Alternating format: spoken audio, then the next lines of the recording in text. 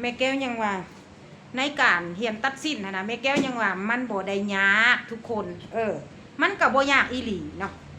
อันนี้คือแอลลูกค้า26เนาะแอลลูกค้า26สะโพก37นี่นะเนาะทุกคนบัดนี้เฮาอยากฮู้ความกว้างของสิ้นเนาะความกว้างของสิ้นลูกค้าเนาะเฮาเฮ็ดแนวใดเฮาก็เน็บจังซี่แหละพี่น้องเน็บจังซี่แล้วเฮากระแทกเนาะเด้เฮากระแทกมาบัดนี้เอาลูกค้าปลายเบื้องใดลูกค้าปลายเบื้องขวาแม่นบ่เฮาก็จับเซ็บสะโพกนี่เนาะปลายเบื้องขวาดิทุกคนเนาะเด้จะจับประมาณนี้เนาะอันนี้เฮายังบ่ได้ต่อกลางนี่เด้จับแบบซี่เนาะแต่ว่าแม่แก้วจะให้สเปคเนาะจะให้สเปคอยู่นี่นะเนาะจะให้สเปคตัวนี้นี่นะ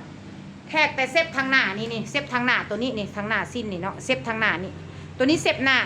ออกมานี่เลยแม่นนิ้วครึ่งเนาะออกมาจากเซฟนี้นี่นะเด็กเซฟทางหน้านี่ออกมาจากเซฟนี้มานี่นิ้วครึ่งทุกคนเนาะนิ้วครึ่งแล้วนิ้วครึ่งนะเขาพบจากตัวนั้นมาเนาะ